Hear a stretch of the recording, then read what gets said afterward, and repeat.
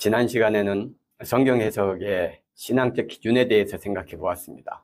네 가지가 있었는데요. 첫 번째, 예수 그리스도가 성경의 절대적인 기준이 되어야 된다. 예수 그리스도의 삶이 성경의 절대 기준이다. 예수 그리스도는 임마누엘, 우리와 함께 하신 하나님이시기 때문입니다. 하나님의 아들이기 때문입니다.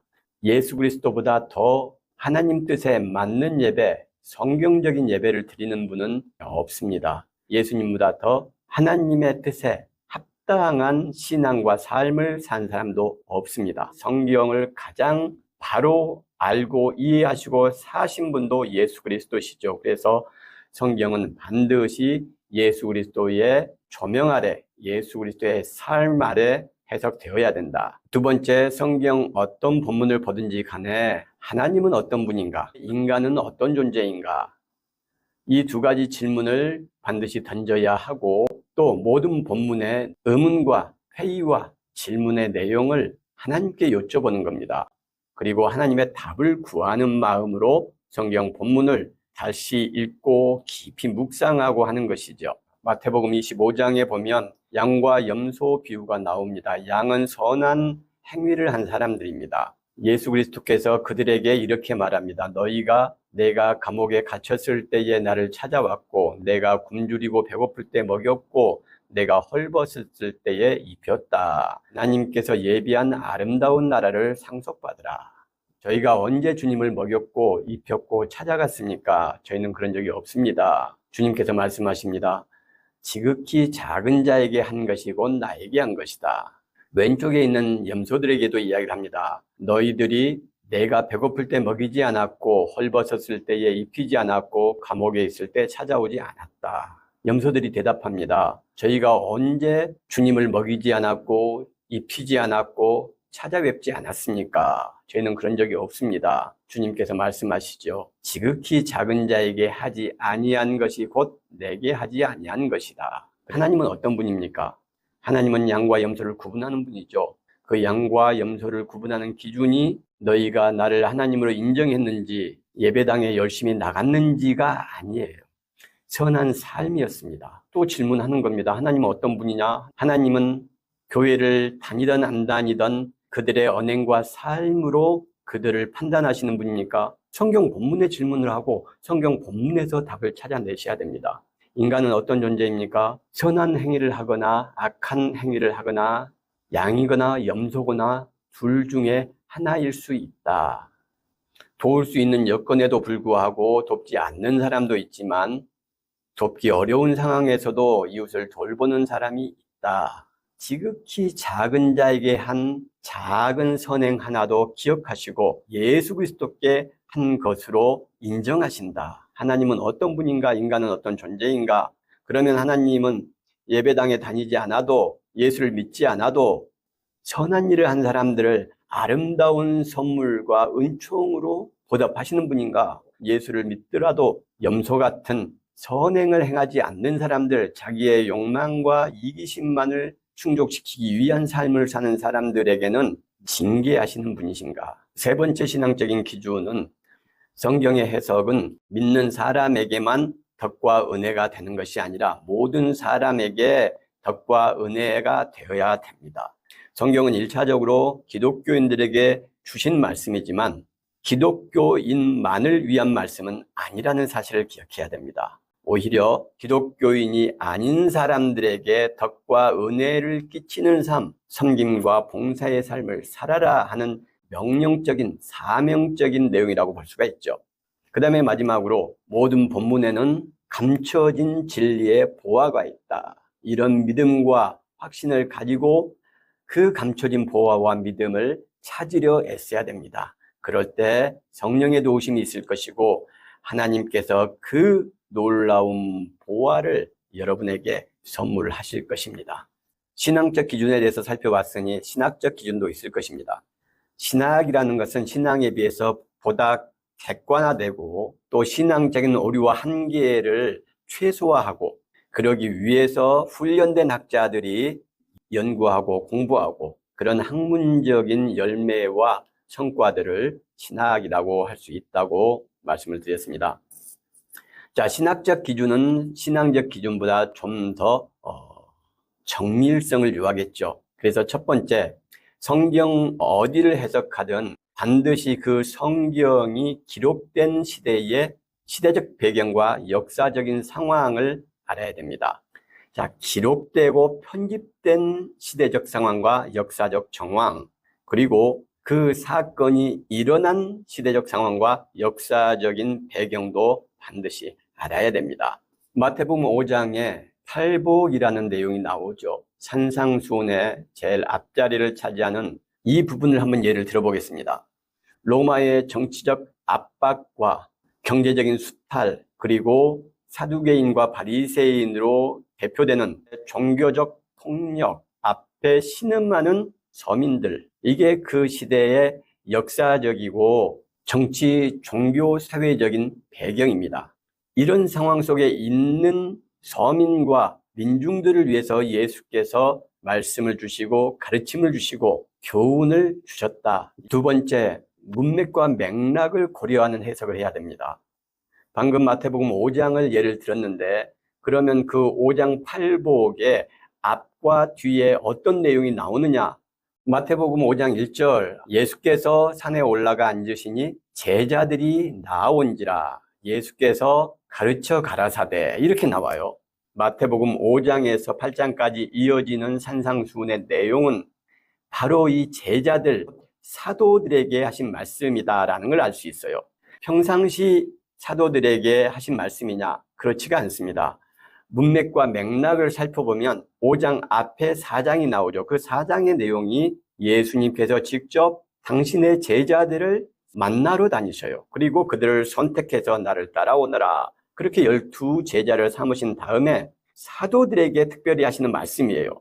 그러면 문맥과 맥락을 따라 이해해야 된다. 너희들이 나와 함께 복음을 전하는 삶을 살게 될 텐데, 너희가 누구인지, 우리 공동체가 어떤 정체성을 가지고 있는지 바로 알아야 된다. 그 다음에 또 하나는 우리의 사역의 방향이 어떤 것인지, 우리가 어떤 신앙과 삶의 자세를 가지고 살아가야 될 것인지, 그 나아갈 방향을 제시하고 교훈하시는 거예요.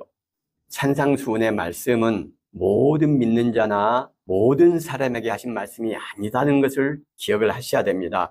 좀 더 숙고해야 될 내용들이 많이 있습니다. 이것을 일반화시키는 것은 그 당시 맥락과 상황에 비춰볼 때 적절한 해석이라고 보기는 어렵다. 세 번째는 본문의 문학적 기법과 장르에 따른 해석을 해야 된다는 겁니다. 마태복음 5장을 예를 들었죠. 마태복음 5장은 교훈이고 가르침입니다. 일반적인 선생님이 일반적인 사람들에게 가르친 교훈이 아니고 하나님의 아들 예수 그리스도께서 특별히 선택하신 12 사도에게 주시는 교훈과 가르침. 이 팔복의 내용의 문학적인 장르, 그것이 바로 교훈과 가르침이라는 것이죠. 그리고 문학적 기법. 첫 번째 복, 심령이 가난한 자는 복이 있나니 천국이 저희 것이며, 심령으로 번역된 단어는 푸뉴마. 설명하면 길고 제 동영상에 있으니까 좀 살펴보시면 좋겠어요. 한마디로 요약을 하면 하나님의 정신, 이것이 푸뉴마입니다. 그러니 하나님의 정신이 가난한 자는, 가난하다는 말도 푸토코스라는 단어가 있는데, 이 푸토코스는 움츠려들다, 위축되다, 쪼그려들다, 이런 뜻이에요. 심령이 가난한 자는 복이 있다, 이 자체가 은유고 또 상징적이죠. 비유도 많이 포함되어 있습니다.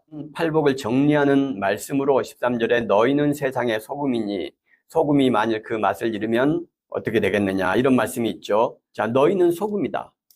역시 은유와 상징과 비유와 이런 문학적 기법들이 사용이 되었죠. 이런 문학적 기법들을 문학적 장르와 더불어서 살피면서 해석을 해야 됩니다. 어떤 비유와 은유와 상징을 역사적인 사실로 받아들이거나 시적인 표현을 사실적인 서술로 수용을 하고 해석을 하거나, 이런 것은 굉장히 잘못된 해석을 낳을 수밖에 없습니다. 문자적인 해석의 위험성을 알아야 된다는 겁니다.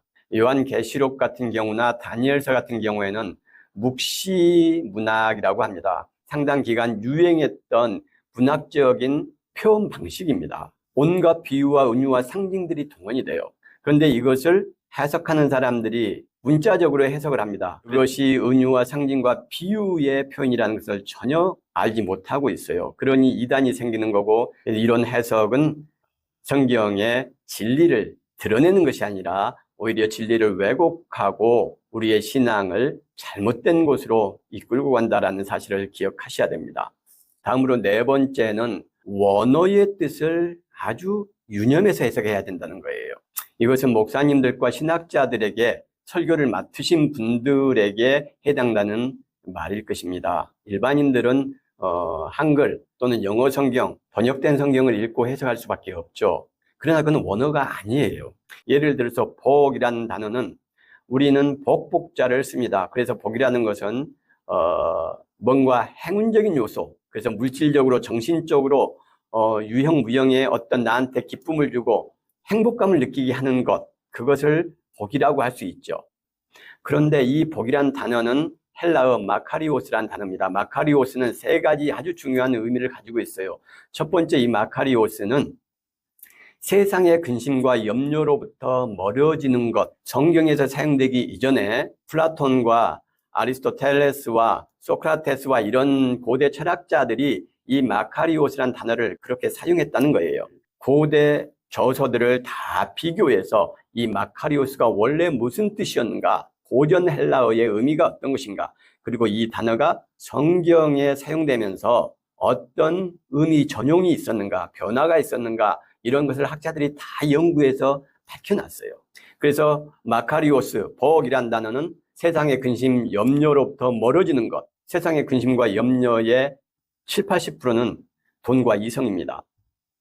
그 외에 많은 것들이 있죠. 그러나 결국 이것은 욕망이에요. 탐욕이죠. 이기심이죠. 이 마카리오스의 복의 의미는 세상의 근심 걱정, 즉 내 이기적인 욕망, 탐욕으로부터 멀리 떨어지는 것, 이것이 복이다, 마카리오스다. 두 번째, 신의 하나님의 뜻을 알고 하나님과 소통하는 것이 진정한 복이다, 마카리오스다. 세 번째는 신의 기쁨을 공유하고 그 신의 기쁨에 동참하는 것이 마카리오스, 복입니다. 이게 헬라어 마카리오스라는 단어, 우리말로 복이라고 번역한 단어의 의미예요. 그러면 이거 한번 예수님한테 적용을 해볼까요? 예수님은 복된 분이었는가? 예수님은 마카리오스의 첫째 의미, 이기적인 탐욕으로부터 멀리 떨어진 세상의 근심, 걱정으로부터 돈과 권력과 이성, 유혹으로부터 멀리 떨어져 있는 분이었습니까? 하나님과 소통하고 하나님의 뜻을 아는 분이었습니까? 그렇습니다. 인류 역사상 예수님보다 더 하나님의 뜻을 잘 알고 하나님과 완전한 소통을 이루신 분은 없죠. 세 번째, 예수님은 하나님의 기쁨을 공유하시고 하나님의 기쁨에 동참했습니까? 그렇습니다. 완벽하게 공유하셨고 완벽하게 동참하셨죠. 하나님의 기쁨은 뭐였죠? 하나님의 형상인 우리 인간들이 하나님의 형상을 상실하고 탐욕과 이기심의 노예가 되어서 살아가는 것을 안타깝게 보시고 하나님의 형상을 회복하고 우리 모든 인류를 영생 가운데로 그 생명의 길을 내시는 것, 구원의 길을 내시는 것, 이것이 하나님의 기쁨이고 성경에서 확인할 수 있는 유일한 하나님의 행복이라고 할 수가 있어요. 그래서 예수님은 우리 인간을 구원하고 우리 인간에게 영생의 길을 여시기 위해서 당신이 하나님의 기쁨을 공유하고 그 하나님의 기쁨, 인류 구원의 길에 동참하시죠. 그리고 자기의 생명을 바쳐서 그 아름답고 놀라운 구원의 길을 여시는 겁니다. 완벽하게 복되신 삶, 복되신 분이라는 것이 예수 그리스도를 통해서 우리는 확인할 수가 있습니다. 바로 이게 마카리오스가 하는 의미예요. 원어를 반드시 알고 깊이 공부해서 하나님의 말씀을 전해야 됩니다. 그 다음에 마지막으로 철저하게 성경에 근거해서 성경적 논리가 명확하고 확실해야 된다는 겁니다. 본문과 상관없는 설교를 하거나 본문을 잡고 제목 설교를 하는 것은 매우 잘못된 설교라고 저는 생각을 합니다. 성경의 내용이 아니에요. 하나님의 말씀의 내용이 아닙니다. 그분이 아무리 지식이 넓고 아무리 지혜로워도 아무리 신앙과 믿음이 좋아도 하나님의 말씀을 능가하고 초월할 수 있는 인간의 지혜는 없다는 것이 제 믿음이고 확신입니다. 하나님의 말씀을 설명하고 하나님의 말씀을 해석하고 하나님의 말씀을 이야기해야 합니다. 예가 아니에요. 인문학적인 레토릭이 되어서는 안 됩니다. 설교는 종교적인 교훈이 아니에요. 설교는 하나님의 말씀인 성경을 이야기해야 됩니다. 그리고 반드시 논리적이어야 돼요. 은혜 해석을 하면 안 됩니다. 교인들의 욕망을 부추기고 자극하는 그런 해석은 매우 잘못된 설교입니다. 성경 본문이 무엇을 이야기하고 성경 본문이 무엇을 말하는지를 깊이 공부하고 묵상하고 그 내용을 설명해야 되는 것이죠. 이렇게 제목 설교를 하는 분들, 순종으로 예수 그리스도의 손을 잡아라, 이런 설교, 그래서 성경 이곳저곳에서 그럴싸한 말들을 한마디씩 덧붙이고 부자들, 세상에 성공한 사람들의 이름을 들먹이면서 예화를 이야기하고 그럴싸한 언변으로 성도들의 귀를 즐겁게 하는 설교는 바른 설교가 아닙니다. 설교는 하나님의 말씀을 이야기해야 되는 것이죠. 그래서 제목 설교를 하는 분들, 본문 속으로 깊이 들어가지 않는 분들, 이런 설교는 여러분 들으시면 안 됩니다. 그분들의 설교는 결국 자기 이야기예요. 자기가 생각하는 믿음을 이야기하고요, 자기가 생각하는 신앙을 이야기하고요, 자기가 생각하는 예수를 이야기합니다. 자기가 생각하는 하나님을 이야기해요. 그건 성경적인 하나님이 아닙니다. 성경을 깊이 있게 본문 안으로 들어가서 본문을 드러내고 하나님의 말씀인 성경 본문이 말하게 하는 것, 그것이 올바른 설교자이고 또 우리는 그런 설교 말씀을 들어야 합니다.